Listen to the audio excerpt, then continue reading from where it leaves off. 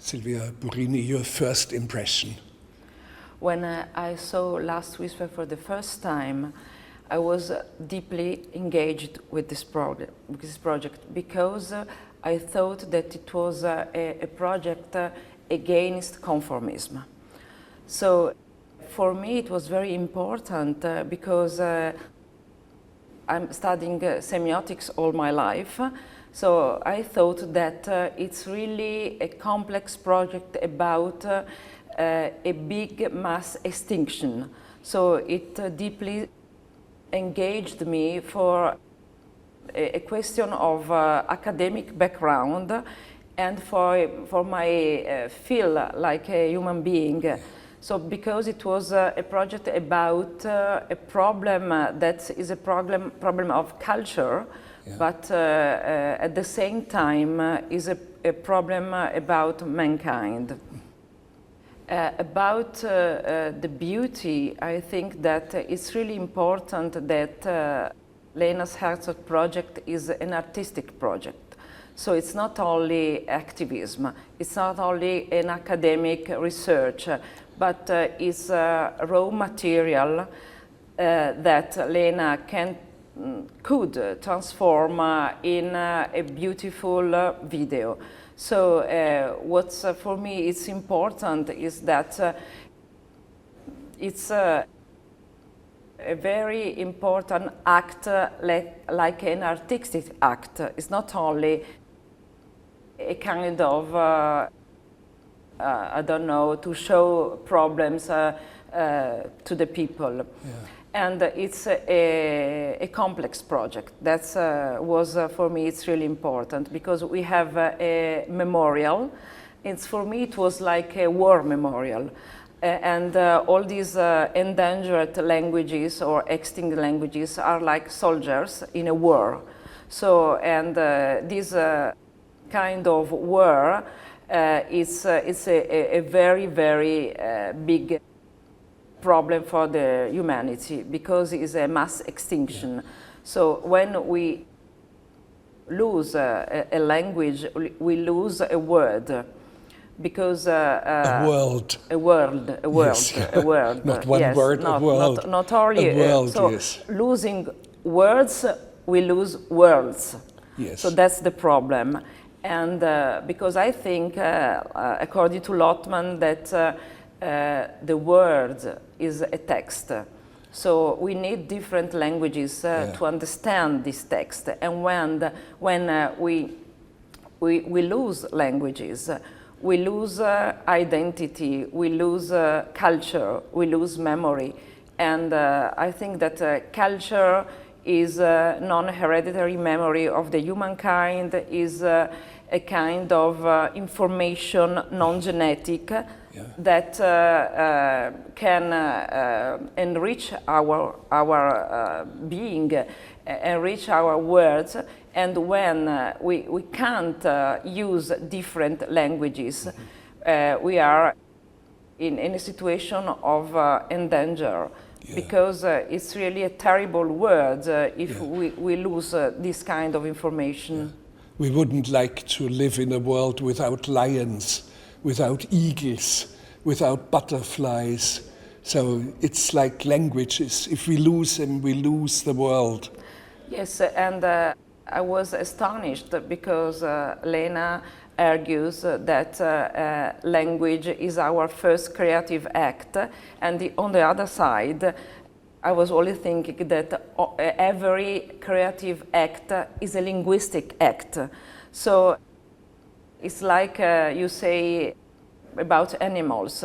If you lose one small language, we have to live without this piece of memory, this piece of culture, and we are poor without this kind of diversity. Yeah. So the identity of the word is like not so interesting because we can't live in a world without different languages. Yeah. Because the message, you can construct a message only if you are more than one language. in the context to all these art exhibitions at the Biennale, does Last Whispers have any category? You see in the Biennale, you know, oh, this is in the school of Viennese actionism of the 1960s, and this is whatever in the school of that, and this is that and that trend. Speak about category, that there is no category apparently. Okay, I think there is no category for Last Whispers, because, or we can think about a new category. I don't like categories at all, because I think that if you try to describe a piece of art in a category, you lose a lot of the interest of the artist. And I like very much all the project of Lena Herzog, because I think that she is a new kind of artist, because first of all, and that's the way, because I was so interested in this work, is based on research in extensive academic work, and that's the way, because I think that it's important to show this project in a university. But it's not only activism, it's not a kind of activism. So it's an artistic act, and but based on science, based on research. So it's the kind of artist that the artistic act that now is really, I mean, that's what we need, this kind of art, because it's really full of meaning. What for me is very important, because I think that form is very important for art, but a lot of time at university, at Biennale, in the museum, for contemporary art, we are in front of empty projects. So it's a project with form, very beautiful, very important, because this immersive chorus is something astonishing, is so deep, and it's so fresh at the same time, because you are in this kind of sound tracks or silence. It's very important, the silence, words, silence, cosmos, mankind, soul, all together. But at the same time, it's a message, it's something with meaning. So that's form and meaning. And for me, it's difficult to say which is the category of this project, because it's a new kind of art. It's something very deep and very important for the meaning, but at the same time, the form is new, because it's not bidimensional photography, it's virtual reality. At the same time, we have the memorial, we have the oratorio, we have three forms together, we have a large-scale projection, so it's something, it's like a Gesamtkunstwerk. Is there mystery in this whole? Because when you look at the research and so, you can explain certain things, but I do believe there's something very mysterious about it. Can you speak about the mysterious side? Yes, it's. I think it's mysterious because it's a problem about the absence. So Lena could manage to show us something, but it's not only showing, but feeling. So the and feeling, of course, also listening. And also listening. It's an oratorio. Yes, because we have words, sounds, and silence. So at the same time, she can show us the presence and the absence. So it's the mystery, because it's absurd. It seems absurd that the presence of the languages and the disappearing of these languages is silence. So we can speak about languages using silence. Yeah. Now, one thing, you know Lena's work, the photographic work, and behind you, if you look, if you can, yeah, these are images, and she starts out with photography. But of course, she is also by training a linguist and is trained in philosophy. So how do you see Lena's trajectory?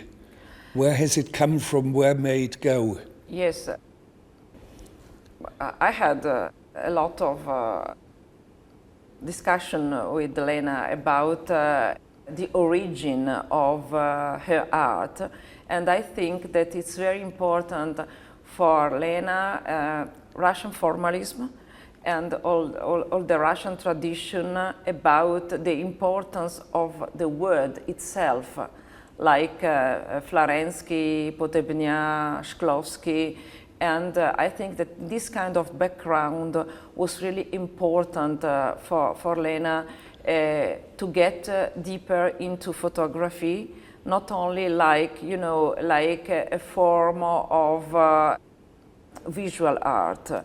And I think, I'm not sure that is the right way, but I think like art historian that it's really interesting how Lena could pass from bidimensional photography, so something static, in this kind of virtual reality, but because the virtual reality is something that help us to feel deeper in this world. So it's not, you know, I think that in a lot of cases you can see that the artist use virtual reality like a play or something like this, like a decoration. Mm-hmm. But for Lena, it was a question of meaning and of feeling.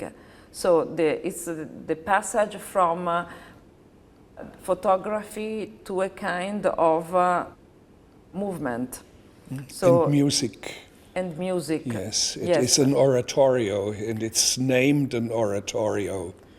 Yes, the soundtracks and the sound is really important in this work, and I think that the presence of sounds need the change of media. So from photography to virtual reality and projection, because of the sound. So she has to incorporate the sound in the work.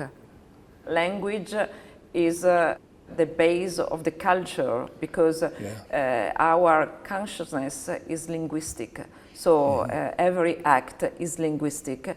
And I think that the reason, because I'm really interested in this project, because is something about the first creative act, language, and all the other creative acts, because all the other acts, culture, art, cinema, theater, I don't know, the music, funerals, food, is all based on the system of languages. It's like the first system. Then you can see that all the other systems, the cultural system, are based on this structure. So it's the first structure of our consciousness. Yeah.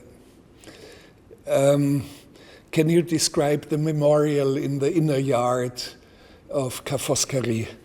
Because people stay there and they read the names, they seem to be fascinated by it. The memorial in the big courtyard of Foscari is like a war memorial, because the list of the endangered or extinct languages are like the name of the soldiers. So I think that it's like a spell for the people who come in and see these works, because I know that there is a poet in Venice who came every day to read the lists every day, because like a mantra, like a spell. It was not important the number of speakers, but the presence of the language. So he wrote to me that it was like a mantra for keeping alive these languages, and it's really important, like a act in the mystery of this disappearance. And above the lists, we have stills from the video. So it's important because we can understand in the Foscari courtyard all the project, because the project is very complex. So we need to see this part, the memorial, and then to understand the oratorio, the chorus, the sound, and then we see the big screen. So in the big screen, the project is complex because we have stills, we have the video, we have the sounds, and I really believe that it's like a trilogy. You know, it's the memorial for the languages and for the memory, and the oratorio for the sounds. It's a second kind of memorial, is oratorio for the disappearing of the sounds, and the third part is a synthesis of all this. Yeah. And with the languages, a whole universe disappears, and that's why the subtitle is Last Whispers, oratorio for disappearing universes. Yeah. And I like very much the collapsing trees, because I understand that for Lena, trees are a very important symbolic presence in the work, and she told me that in a way she feels like one of these trees. So it's a very it's like something very deep in her consciousness, like human being and like artist. So I think that it's when we get in the forest, when we get in this kind of landscape, it's so I don't know, but it's something move inside so much, because it's the real message of the artist. Yeah. And it's an invented forest, an imaginary forest. It's an imaginary forest, and that's the way, because I think that it's so strong. Invented, an invented because it's forest. Invention, but it's the soul of the artist. It's something very deep inside Lena. Yeah. And of course, there's also the famous philosophical question: if a tree falls in a forest and nobody hears it, no human being hears it, did the tree fall or not? But I think that it's a project that can teach us that we are nothing in front of the nature, like good poetry or good literature, and we can understand that if we don't do anything against this problem, we are guilty. Yeah, and there are success stories like Gaelic, like Hebrew, for example, but otherwise it's inexorable. It is almost unstoppable. Nobody has an answer. It's tragic. There's a tragedy. It's tragic, but it's really important then that an artist, through art, can tell us that we are in danger.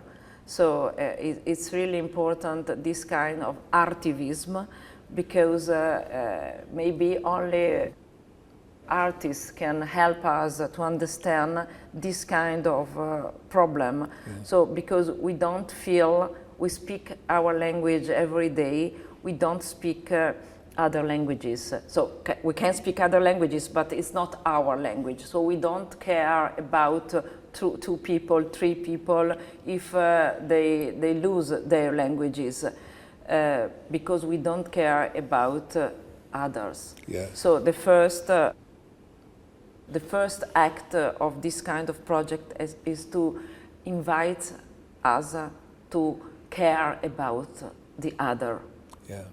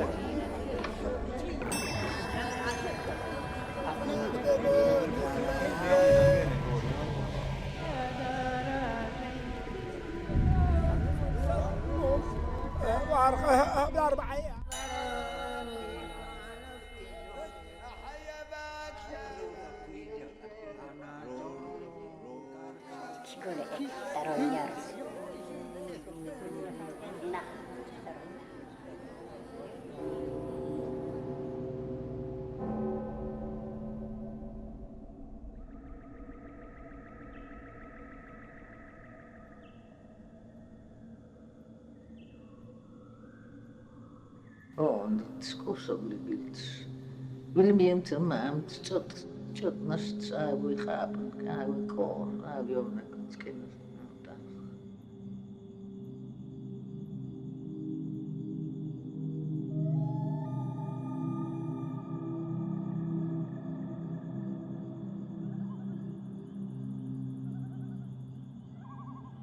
Als hem wiskel kunt eren, kinderen.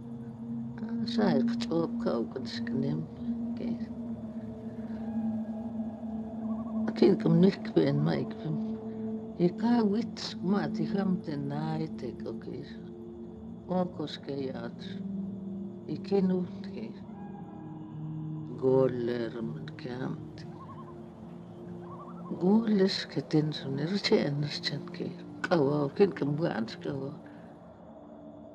Je kan haast nou gaat kakao. Nou, het kijkt hem in. Jeekt is gewoon in.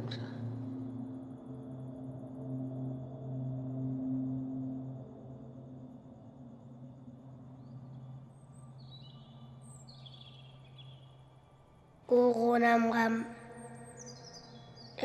ne jump naman kudubo kangal man po ne push swinga am korom gidmo am cry te motera tam singat na tawa sleep na rhyme life na dead